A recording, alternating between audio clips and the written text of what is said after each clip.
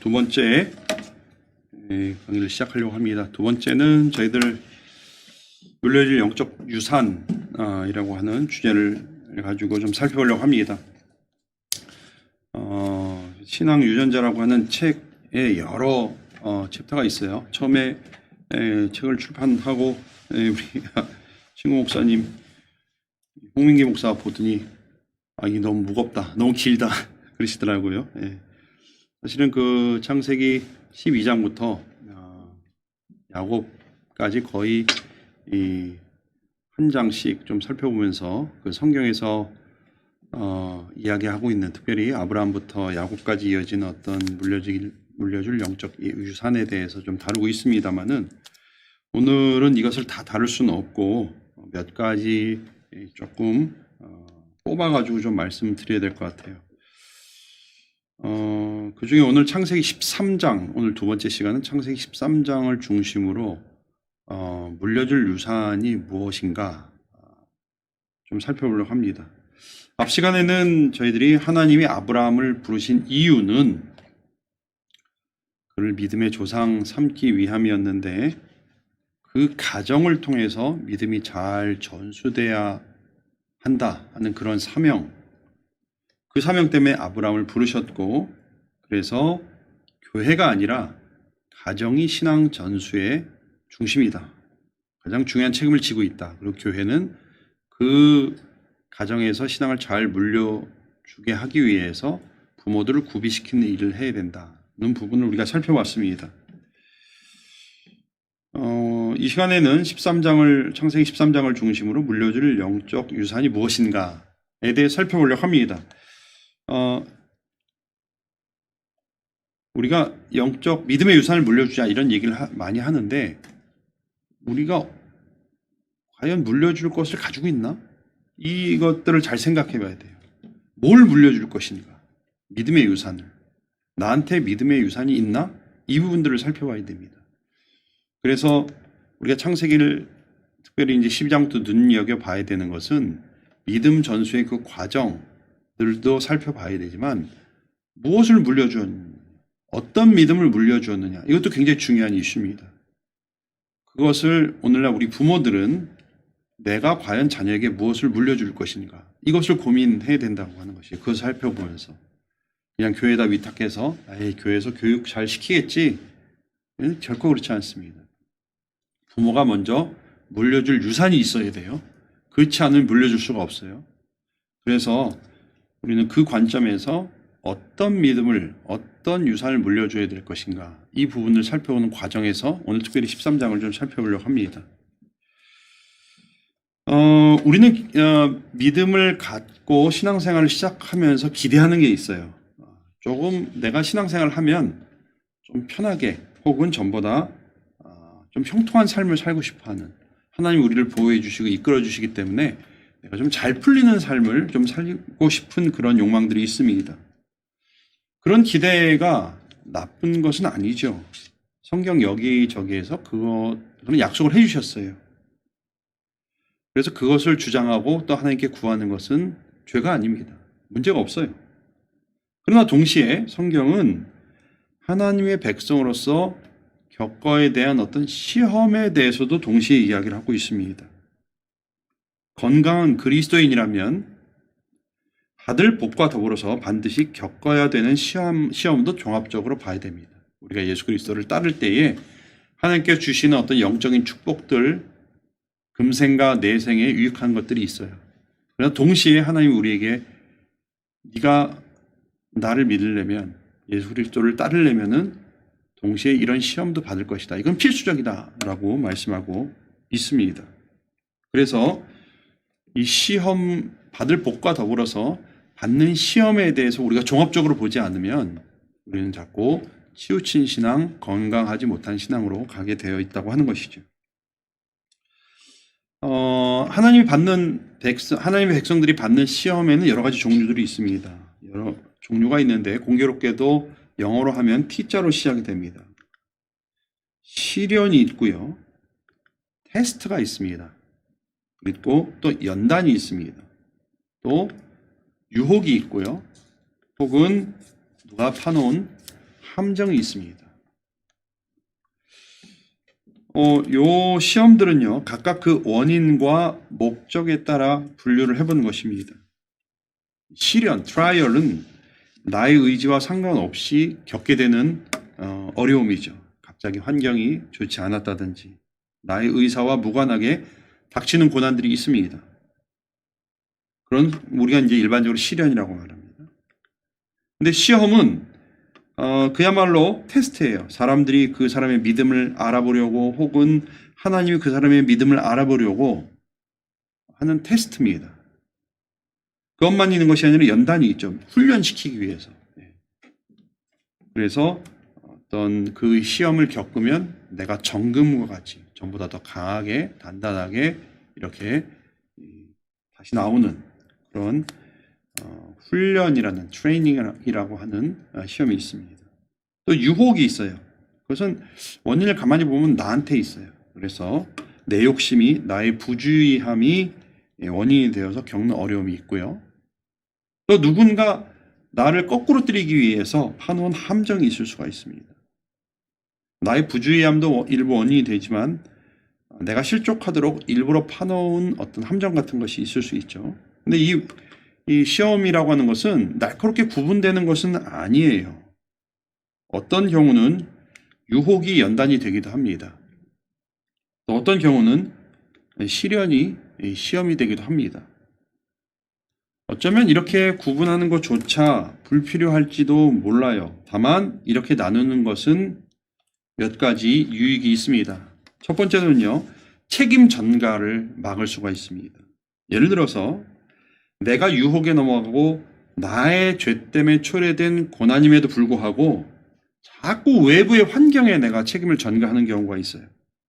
자기 죄 때문에 초래된 시험임에도 불구하고 나는 잘하려고 했는데 이 환경이 문제야, 이렇게 책임을 전가한다고 하는 것이죠. 그런 경우 자신이 자신의 죄가 원인임을 먼저 인정하고 회개하는 게 우선이 돼야 되고 그걸 봐야 되고 회개해야 되죠. 환경 탓을 하는 것은 도움이 되지 않습니다. 또 이런 경우도 있어요. 반대의 경우죠. 모든 어려움의 원인을 자기에게서 찾는 거예요. 지나치게 그래서 자책하는 경우가 있습니다. 이런 경우 많죠. 나쁜 일이 일어나면 아이고 내가 뭘 잘못해서 이런 일이 일어났나, 내가 부족해서, 내가 죄가 많아서, 이런 식으로 자책하는 경우가 있어요. 그러나 모든 시험이 자기 자신의 부족함 때문에 오는 것은 아닙니다. 외부의 원인이 있을 수도 있고요. 어쩔 수 없기도 하지만 어떤 사람이 꼬꾸라뜨리려고 그런 경우도 있습니다. 또 이렇게 원인을 우리가 분류하는 것의 유익 중에 하나는 결국 우리가 추후에 받을 시험에 대해서 우리가 좀 더 능동적으로 잘 대처할 수 있는 어떤 학습 효과를 기대할 수가 있습니다. 그래서 이런 여러 가지 시험들이 있음을 우리는 약간 분류를 해서 그 원인을 잘 보고 분석하고 거기에 맞게 대처하는 것들이 좀 필요하다 하는 것이에요. 왜냐하면 시험은 한 번 오고 안 오는 것이 아니기 때문입니다. 중요한 것은 이것이에요. 어떤 형태로든 하나님의 백성에게는 시험이 온다는 것이에요. 순종하는 사람들에게도 그 시험은 필연적이라고 하는 것이죠. 아브라함에게 하나님께서 나타나셔서 네 본토 친척 아비집을 떠나라 했을 때 아브라함은 순종했어요. 다 포기하고 나왔습니다. 가지고 있었던 모든 관계들, 또 누릴 수 있었던 어떤 유익들을 포기하고 그냥 하나님이 가라는 대로 순종하면서 떠나갔어요.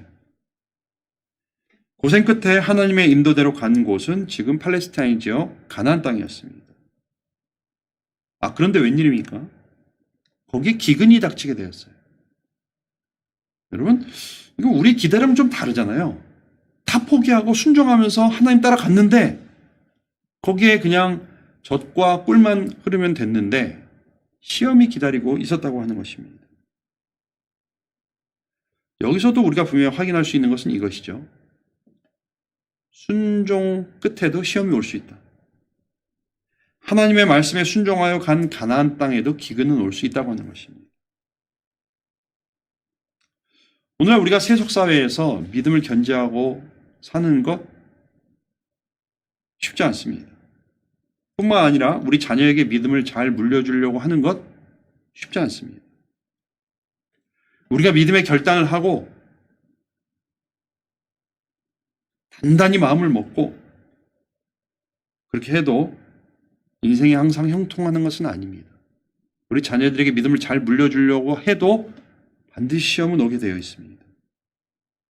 고난이 오기도 하고 시험이 닥치기도 하고 유혹을 당하기도 합니다. 이럴 때 우리 건강한 신앙인이라면 왜 시험이 왔을까라기보다는 오히려 어떻게 시험을 잘 극복할 것인가 여기에 포커스를 맞춰야 됩니다. 그것이 성숙한 신앙인의 자세죠. 또 중요한 것은 뭐예요?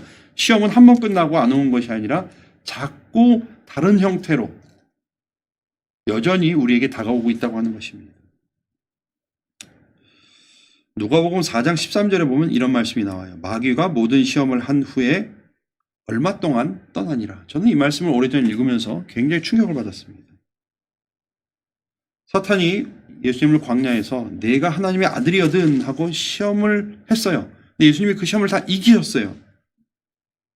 완전히 패했어요. 근데 그 다음에 사탄이 예수님을 완전히 떠난 것이 아니라 얼마 동안 떠나갔다. 그것입니다. 그 정도 패배면 도저히 상대가 안 될 것 같은데 잠시 피해 있다가 또 예수님을 시험하려고 나타났던 것이 결국 나중에 십자가상에 죽어가실 때까지도 내가 만일 하나님의 아들이거든 하면서 예수님을 시험합니다. 즉 예수님의 삶은 하나님의 아들 예수님도 이 땅에 계시면서 지속적으로 시험의 이 도전에 직면하셨어요. 그러므로 오늘날 이러한 지속적인 시험으로부터 자유로운 사람은 아무도 없습니다. 한 번 시험이 지나갔다고 해서 안심하거나 그 다음에 또 일 것이라고 우리는 자신해서는 안 됩니다. 좀 다른 식으로 표현하면 우리 영적 전쟁에 있어서는 휴전이 없습니다. 영적 성장은 멈추면 안 됩니다. 우리는 이것을 잊지 말아야 됩니다. 우리 자녀를 양육할 때도 똑같습니다. 한 번 잘했다고, 한 번 성공했다고 안심할 수 없습니다. 믿음의 자녀를 양육하는 일은 기나긴 작업입니다. 그 기간 동안 우리는 수많은 유혹과 시험에 직면하게 되어 있습니다. 그리고 그때 우리는 때로 시험에 넘어가기도 하는 것이죠. 창세기 13장은 그러한 과정들을 겪은 아브라함의 이야기를 그리고 있어요. 13장은요, 아까 12장에 이 애굽 땅에서 기근을 만나서 애굽 땅으로 피하고 거기서 있었던 여러 가지 시험, 아브라함의 비겁함, 거짓말, 그 이후에 다시 가나안 땅으로 돌아오게 됐는데 그 이후의 일들을, 직후의 일들을 그리고 있습니다. 시험을 겪고 겨우 가나안 땅에 돌아왔는데 그러면 큰 시험을 좀 지나갔으면 이제 좀 편안한 삶이 기다리고 있어야 되는데 그렇지 않았습니다. 역시 또 다른 시험이 기다리고 있었습니다. 겉으로는 사실은 돈을 오히려 더 많이 벌어서 왔습니다. 아마도 그 사라의 일로 말미암아 애굽 왕이 많은 보상을 해줬던 것 같아요. 그러나 아브라함은 와서 또 다른 시험을 당하게 되는데 그것은 외부의 어떤 기근이라든지 혹은 애굽 왕이라든지 이런 외부의 일이 아니라 내부적인 어떤 시험에 직면하게 됩니다. 창세기 13장 3절에 보면 아브라함 일행이 네게브라고 하는 남방 지역을 지나서 이제 베델로 돌아왔어요. 돌아왔는데 그 안에 여러 가지 시험이 있게 됩니다. 롯의 자녀들, 롯의 식솔들과 갈등을 막 빚게 되죠. 그러니까 외부적인 어떤 시험도 굉장히 위험하고 또 거기에 우리 민감해야 돼요. 근데 외부적인 시험이 끝나면 꼭 내부적인 시험이 오더라고요. 겉으로 볼 때는 돈도 많아졌고요. 더 전화위복이라고 하죠. 전보다 더 부에서 돌아온 것 같았지만 내부적으로는 굉장히 힘들었던 것이에요. 롯의 가족들과 아브라함의 가족들이 싸우기 시작한 것입니다. 그래서 그것을 아브라함이 중재하지 않으면 안 되는 그 시기였다고 하는 것이죠. 자, 그런데 아브라함이 이런 시험의 와중에 한 일들이 있어요. 우린 여기에 굉장히 중요한 관심을 가져야 됩니다. 보니까 남방을 지나서 전에 장막 쳤던 곳, 처음 제단을 쌓은 곳 베델로 돌아왔습니다. 그리고 거기서 여호와의 이름을 불렀다, 이렇게 기록하고 있습니다. 여호와의 이름을 불렀다고 하는 것은 결국 예배했다는 얘기입니다. 아브라함은요, 그 혼란의 와중에, 시험의 와중에 예배의 자리로 돌아왔다는 것을 창세기 13장은 보여주고 있습니다.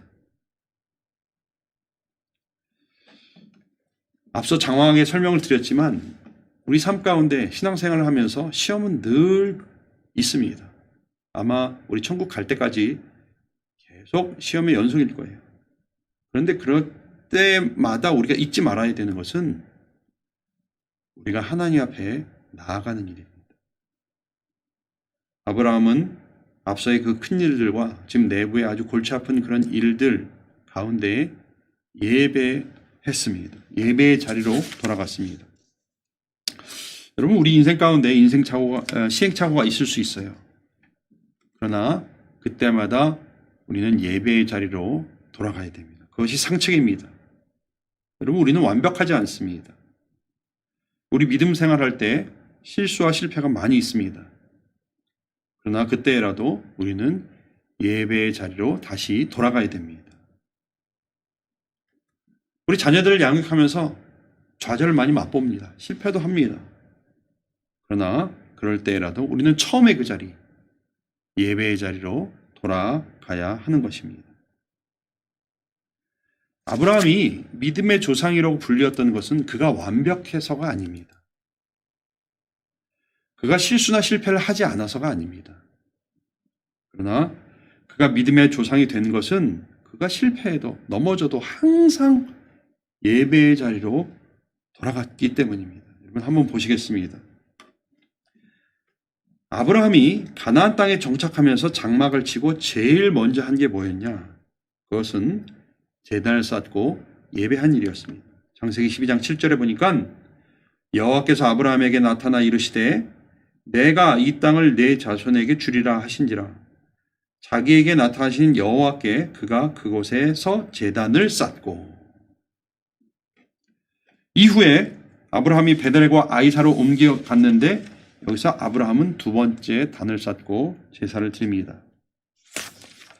거기서 베델 동쪽 산으로 옮겨 장막을 치니 서쪽은 베델이요 동쪽은 아이라. 그가 그곳에서 여호와께 제단을 쌓고 여호와 이름을 부르더니. 또 오늘 읽은 본문에서도 애굽에서 네게브를 거쳐 돌아와 아브라함은 제단을 쌓고 예배를 드렸습니다. 그가 처음으로 제단을 쌓은 곳이라 그가 거기서 여호와의 이름을 불렀더라. 이제 롯의 가족들과 갈등이 있어서 분리해서 살게 되고 롯의 가족들을 떠나보내고 아브라함은 뭘 했냐? 제단을 쌓고 하나님께 예배를 드렸습니다. 이에 아브라함이 장막을 옮겨 헤브론에 있는 마므레 상수리 수풀에 이르러 거주하며 거기서 여호와를 위하여 제단을 쌓았더라. 여기서 끝이 아닙니다, 여러분. 롯을 구하고 아브라함이 한 일은 멜기세덱에게 11조를 바치고 예배한 것이었습니다. 그리고 또 그 이후에 하나님과 언약을 하며 단을 쌓고 예배를 드렸습니다.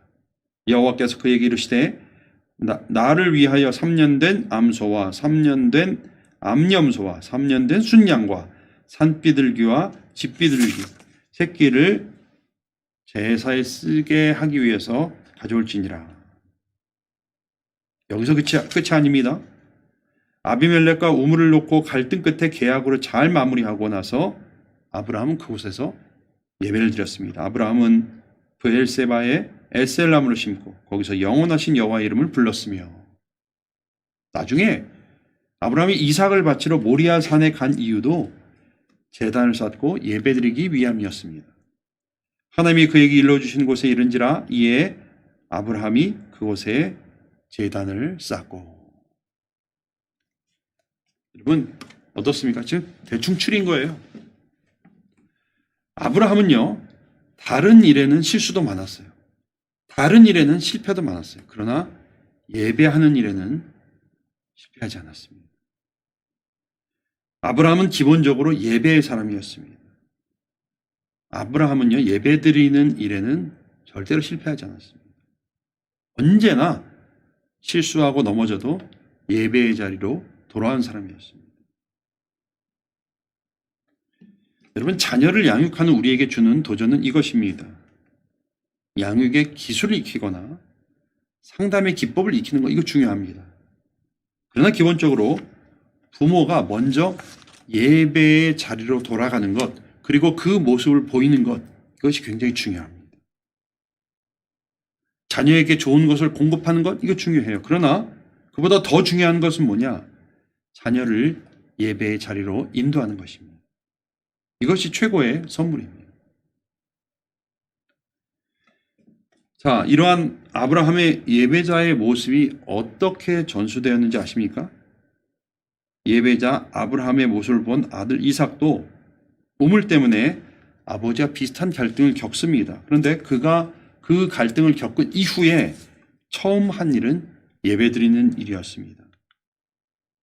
이삭이 그곳에 제단을 쌓았고 여호와 이름을 부르며 거기 장막을 쳤더니 이삭의 종들이 거기서도 우물을 받더라. 여기서도 여호와 이름을 불렀어요. 이삭만 그렇게 했냐? 그렇지 않습니다. 손자 야곱도 형의 눈을 피해서 가나안 땅으로 떠날 때 베델에서 천사들을 경험하고 예배를 드렸습니다. 그리고 가나안 땅에서 떠난 이후에 이 삼촌 라반에게 많은 고난을 당한 이후 가나안 땅으로 돌아와서 처음 한 일은 제단을 쌓고 예배한 것이었습니다. 이후에 그가 디나 사건으로 큰 봉변을 당하고 정신을 들고 나서 처음 한 일은 베델로 올라가서 단을 쌓고 예배한 것이었습니다. 그가 거기서 제단을 쌓고 그곳을 엘 베델이라 불렀으니 이는 그의 형의 낯을 피할 때에 하나님이 거기서 그에게 나타나셨음이더라. 야곱이 돌아온 다음에 제일 먼저 한 일은 단을 쌓고 예배한 것이었습니다. 자, 여러분 이거 보십시오. 아브라함은 완전한 사람 아니었어요. 그러나 예배 드리는 일에는 최선을 다했어요. 그랬더니 그의 자녀들이 그것을 보고 예배 드리는 것을 그대로 전수받았습니다. 이것이 아브라함 가문의 영적인 유산이었어요. 우리와 우리 자녀의 삶에 수많은 시련과 시험이 올 수 있습니다. 실수와 실패를 거듭할 수 있습니다. 그럴 때 우리는 예배의 자리, 처음에 그 자리, 예배의 자리로 다시 돌아가야 하는 것이죠. 이것이 회복의 열쇠고 이것이 우리의 믿음의 유산이 되어야 합니다. 믿음의 유산을 물려주자. 우리 말은 많이 하죠. 근데 어떤 믿음의 유산을 물려주어야 하겠습니까? 그것은 좋은 교회에 좋은 주일학교가 아니라 내가 먼저 예배하는 모습, 내가 예배자인 것을, 그 모습을 물려주어야 하는 것입니다. 많은 사람들이 한국 교회 주일학교에 대해서 염려합니다. 점점 주일학교 아이들 숫자가 줄는다고 이야기를 합니다. 예배에 잘 안 나와요. 왜 그렇습니까? 여러분, 주일학교 시스템이 좋지 않아서일 수도 있어요. 또 인구가 그만큼 줄어서일 수도 있습니다. 그러나 비율을 잘 보십시오. 아이들 수가 많고 적음을 말씀드리는 것이 아닙니다. 왜 그럴까요? 여러분, 부모가 예배 제대로 드리는 모습을 보여주지 않아서는 아닐까요? 부모가 어려서부터 예배를 잘 드리는 모습을 우리 자녀들에게 보여주었다면 우리 자녀들이 예배를 소홀히 할까요? 그렇지 않습니다. 우리가 자녀들에게 물려주어야 할 영적인 유산, 믿음의 유산 1호는 뭐냐? 그것은 바로 우리들의 예배하는 모습이 되어야 하는 것입니다.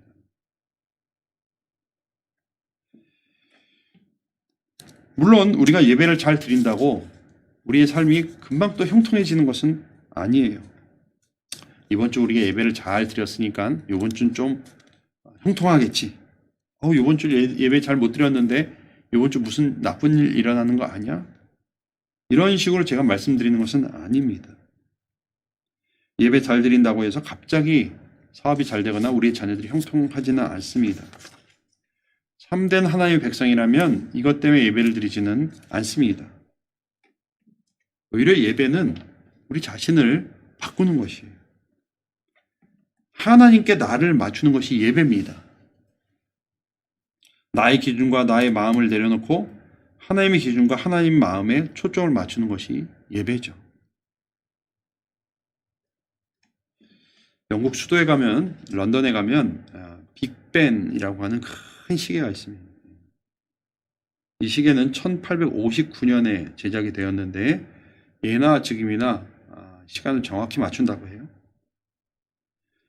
지금이야 누구나 다 정확한 시계를 가지고 있죠. 혹은 휴대폰이 있기 때문에 그것을 시계로 봅니다.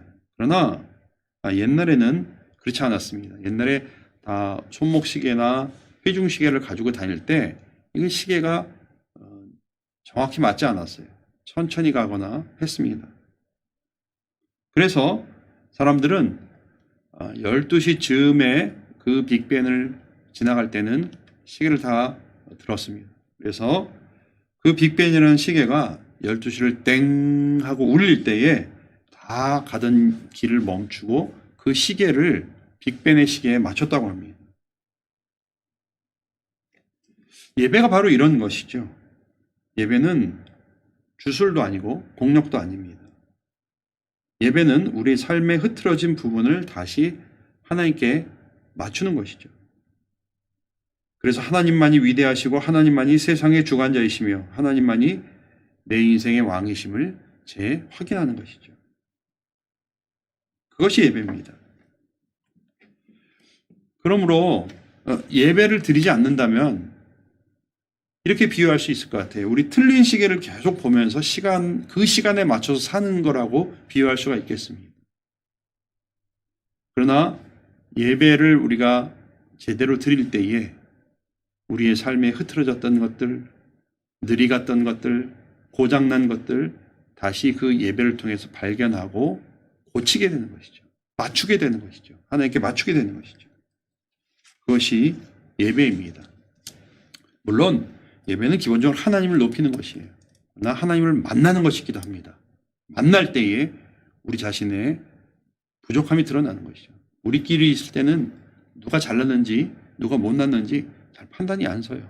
여러분 우리가 흰 와이셔츠를 이렇게 쫙 걸어 놓으면은 그냥 한 벌만 볼 때에는 이것이 깨끗한지 더러운지 잘 모를 때가 있어요.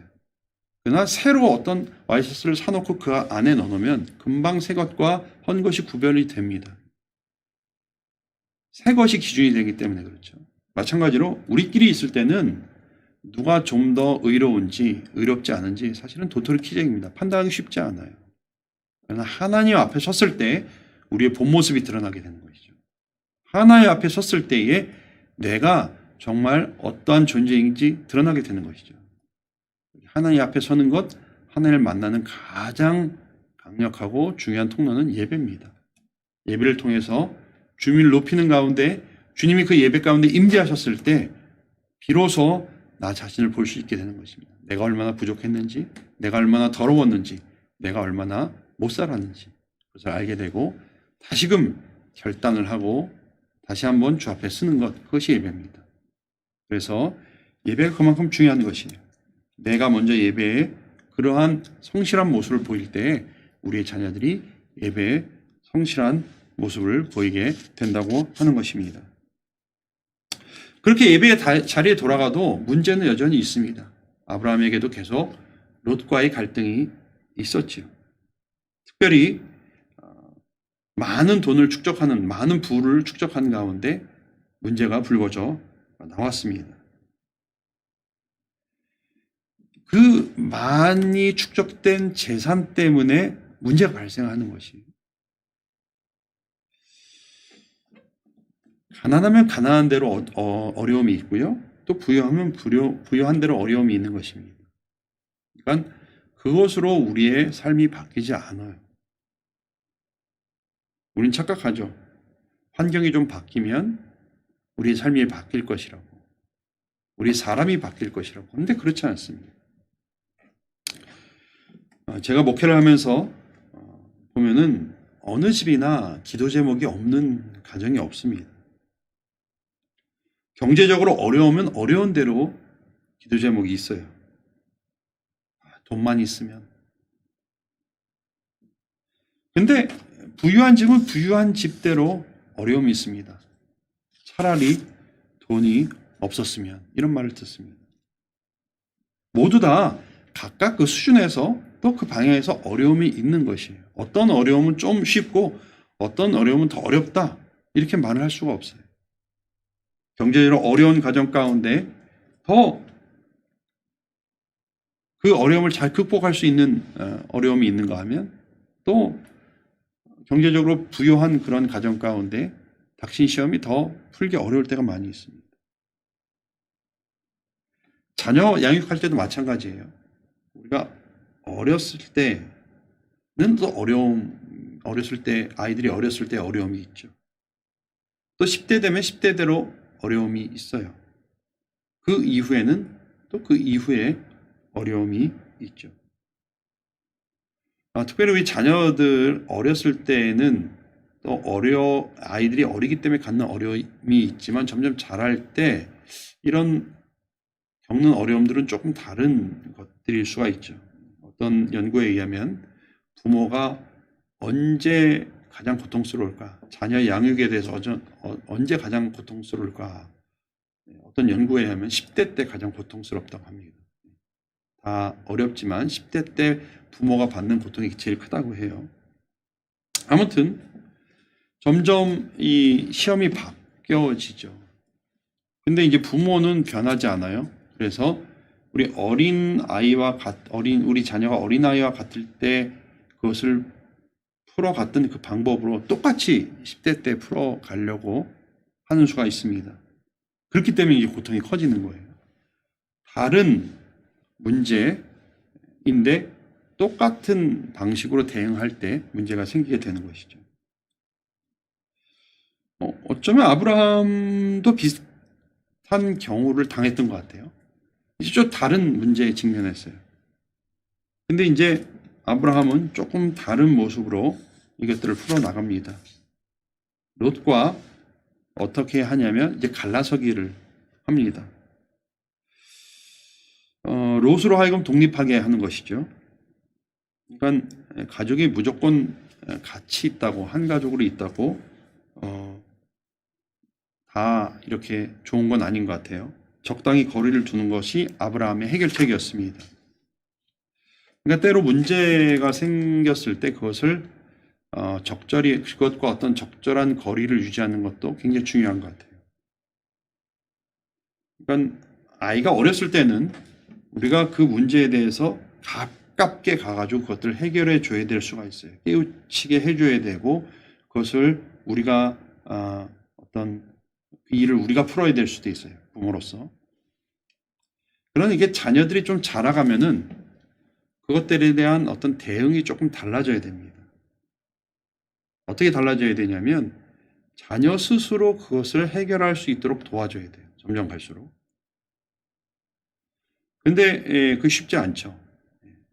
보면은 왜냐하면 부모가 오히려 안 변해서 그래요. 부모가 우리 어린 아이들 다루는 양육 방법으로 똑같이 청소년들을 대하기 때문에 이 청소년들은 점점 더 이 독립적인 욕구가 강해지는 나이기 때문에 반드시 충돌을 일으키게 되어 있습니다. 사실은 이 청소년이라는 말 자체도 나온 지 얼마 안 됐어요.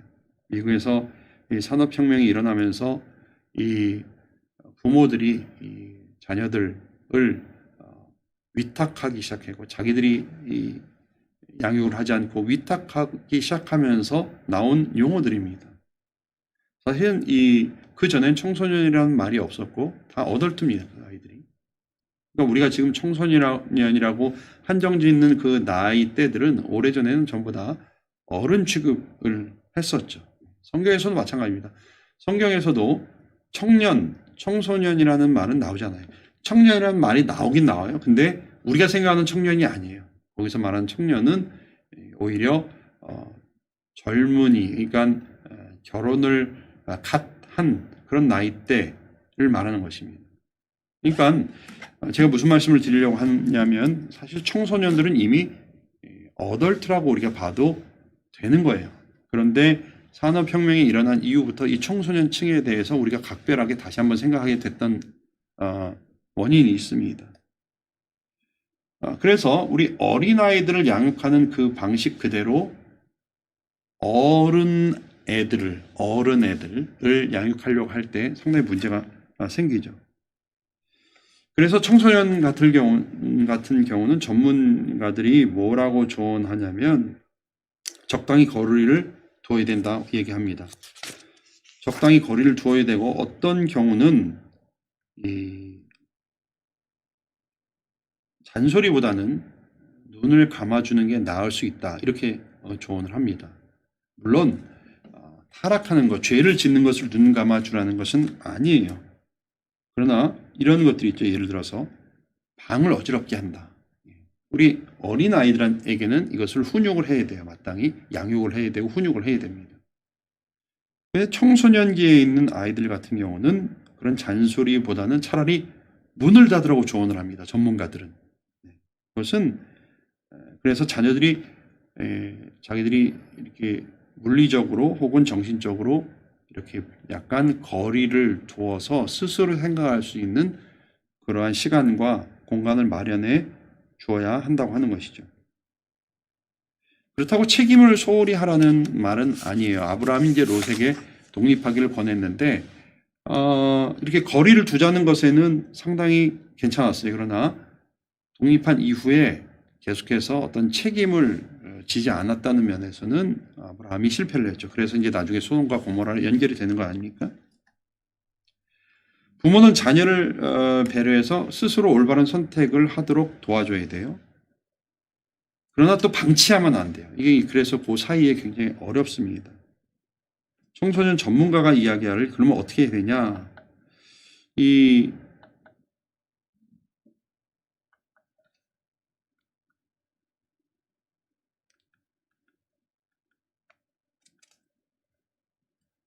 본질적인 문제에 대해서는 좀 더 단호하게 하라.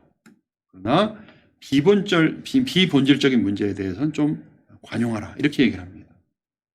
그러니까 우리가 청소년기의 아이들을 다룰 때에 진짜 중요한 어떤 본질적인 문제가 있다면 그것은 우리가 얘기를 해야 돼요. 방치하면 안 돼요. 그러나 비본질적인 어떤 문제에 대해서는 우리가 조금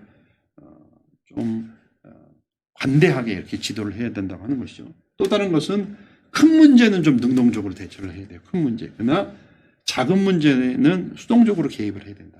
그러니까 청소년 전문가들은 큰 문제와 작은 문제를 나누라 그래요.